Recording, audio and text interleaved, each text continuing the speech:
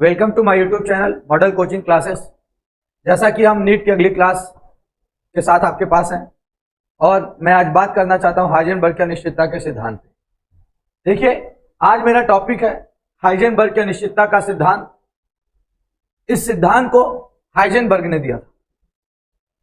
Bohr के सिद्धांत के अनुसार इलेक्ट्रॉन एक द्रव्य कण है।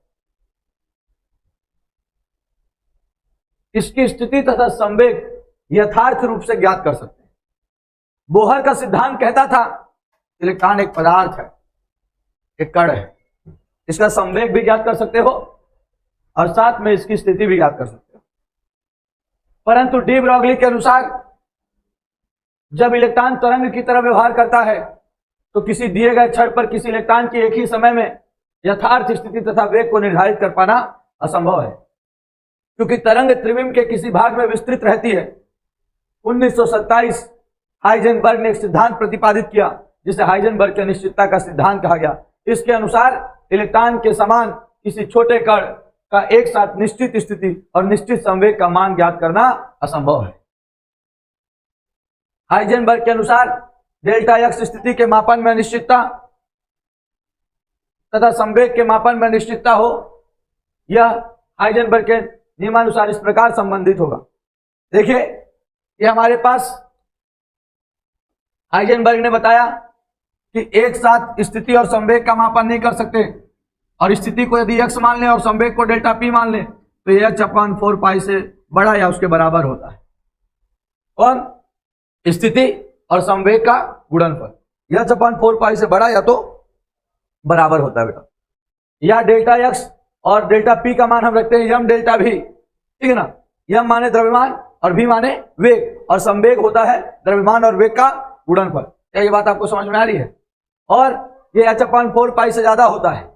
Delta x into delta v, ये जो यम था गुणे में था v के, इधर आया तो बटे में, तो ये हो जाएगा क्या, हमने मान रखा डेल्टा p का, m delta v is greater than h/4 pi. फिर मैंने यम को यहां भेज दिया तो delta x into delta v हो जाएगा h पाई और क्या m। नहीं आ रहा है? अब वेग जो होता है, वेग वो होता है क्या, स्थिति। वेग जो है क्या, वेग बराबर क्या हो सकता है, बताइए, वेग बराबर क्या हो सकता है? वेग को और क्या लिखा जा सकता है? तो याद रखिएगा, ये स्थिति है और ये वेग है, और द्रव्यमान को मैंने इधर भेज दिया है, तो केवल यहां स्थिति और क्या बचा, वेग बचा। अब उसके बाद हमने कंडीशन मान लिया, यदि x बराबर 0 हो तो v बराबर इन्फिनिटी होगा। यदि x का मान यहाँ 0 होगा तो v का मान क्या होगा, अनंत। जब डेल्टा v बराबर 0 हो, एक बार इसको 0 माने तो ये अनंत हो गया, एक बार इसको 0 मानोगे तो ये अनंत होगा। ये समझे? डेल्टा x को 0 मानोगे तो वेग अनंत होगा, और वेग को 0 मानोगे तो मतलब दोनों का मान एक साथ ज्ञात कर पाना संभव, संवेग और स्थिति को आप एक साथ ज्ञात नहीं कर सकते, ठीक है ना। तो चलिए आप इसी बात को लिख लीजिए पहले। अब है डी ब्रॉगली की तरंगदैर्घ्य गतिज ऊर्जा के पदों में। गतिज ऊर्जा के बराबर होता है हाफ mv स्क्वायर। क्या होता है? Half mv square. अब यदि हम दोनों पक्षों में यम का गुणा कर दें, जैसे आपको मैं इधर समझाता हूं, ध्यान से देखिए। के बराबर क्या है, हाफ mv स्क्वायर। इस पक्ष में भी यम का गुणा, इस पक्ष में भी यम का गुणा। क्या होगा, इस पक्ष में यम का गुणा किए तो क्या हो जाएगा, यम इंटू के हो जाएगा, ठीक है। और इस पक्ष में जब यम का गुणा करोगे तो एक तो यम ही है, बहुत बढ़िया, तो half m square v square. पता है कि नहीं पता?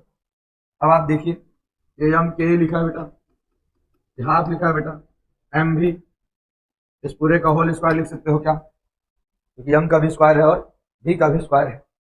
अब हमको पता है द्रव्यमान और वेग का गुणनफल बेटा संवेग कहलाता है, तो क्या p का स्क्वायर हो जाएगा कि नहीं हो जाएगा? हो जाएगा। अब एक बात और देखो बेटा, यम के लिखा है बेटा, यम के बराबर p का गुणा यदि ऊपर करोगे तो p स्क्वायर अपॉन 2 हो जाएगा कि नहीं बेटा? बोलो, 2 को इधर भेज दो या फिर तिर्यक गुणा कर दो तो p स्क्वायर बराबर 2 यम के हो जाएगा कि नहीं हो जाएगा? नहीं हो जाएगा। यदि p का स्क्वायर हटा दो तो रूट 2m के हो जाएगा कि नहीं हो जाएगा? हो जाएगा। यहां से लेकर यहां तक का व्यंजक लगा लो बेटा। जब Q कूलाम आवेश कण को विभवांतर V द्वारा त्वरित किया जाता है तब गतिज ऊर्जा का सूत्र बदल जाता है। K बराबर क्या होता है, Q इंटू V, आवेश गुणे वेग होता है। तो लैम्डा बराबर एच अपॉन एम भी होता था, जहां अंडर रूट 2 हम के ही लिखते थे। तो आज के ही की जगह क्या रखेंगे, क्यू भी, क्योंकि विद्युत वाले चैप्टर में गतिज ऊर्जा का सूत्र आवेश गुणे वेग होता है। तो जो हमने अभी सूत्र निकाला है के ही वाला, उस के ही की जगह पे क्या रख दे, क्यू भी, ये वाला लिख लीजिए यहाँ से बेटा। जब यहाँ पे क्यू भी लिखा है, 2m क्यू भी, देख रहे हो, लैम्डा बराबर रूट 150 अपॉन भी। जब सारे मान को रखोगे, इलेक्ट्रॉन का द्रव्यमान 9.1 गुणे 10 की पावर -31 होता है, क्यू का मान 1.6 गुणे 10 की पावर -19 कूलाम होता है, एस का मान 6.626 गुणे 10 की पावर -34 होता है। जब पूरे को सॉल्व करोगे तो कितना आंसर आ गया, 150। और इलेक्ट्रॉन का वेग तो निश्चित नहीं होता, इसलिए भी बस बचा है, समझे, जिसका मान निश्चित है उन सबको रख के सॉल्व कर दिए तो 150 आ गया। और एक रूट 150 को सॉल्व करते हैं तो कितना आता है, 12.25, रूट से बाहर निकाल लिए, नहीं समझे, रूट भी का तो रूट भी रहेगा, अंकों का तो आंसर आ जाएगा। जैसे 49 का 7, 64 का 8, 100 का 10, उसी तरह रूट 150 का 12.25 हो गया। लेकिन एंगल है ना, इसका कहाँ पता चलेगा, कोण भी का, इसीलिए लिखा है। अब देखो, इलेक्ट्रॉन की तरंग प्रकृति का प्रायोगिक सत्यापन, मतलब कि इलेक्ट्रॉन तरंग की तरह व्यवहार करता है, इस बात का प्रायोगिक सत्यापन, प्रैक्टिकली प्रूफ किसने किया, डेविसन और जर्मन ने किया। डी ब्रॉगली की धारणा स्थूल तथा, स्थूल मतलब बहुत बड़े, तथा सूक्ष्म मतलब छोटे पदार्थों पर लागू होती है। छोटे भी कणों पर लागू होती है, जैसे इलेक्ट्रॉन बहुत छोटा कण हमारी नग्न आंखों से दिखाई नहीं देता, उस पर भी लागू होती है, और जो बड़े बड़े पदार्थ है उस पर भी लागू होती है।